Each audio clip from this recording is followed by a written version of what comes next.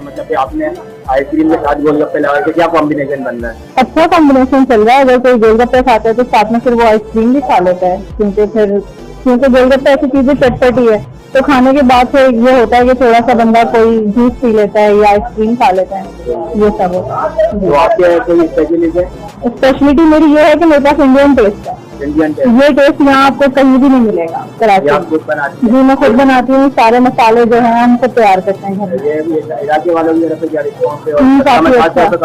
Customers भी बहुत अच्छे हैं और रेगुलर कस्टमर काफी हद तक बन चुके हैं। जिनको ये टेस्ट पसंद आ रहा है वो रोजाना आ रहे हैं खाने के लिए।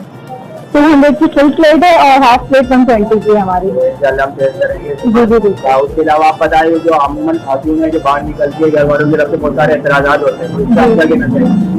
अल्हम्दुलिल्लाह मेरे घर वालों ने तो कोई एतराज नहीं किया। जब मैंने इस काम की बात की थी तो मेरे घर वालों ने मुझे बहुत सपोर्ट किया था। अमूमन ऐसा होता है कि जब औरत बाहर निकलती है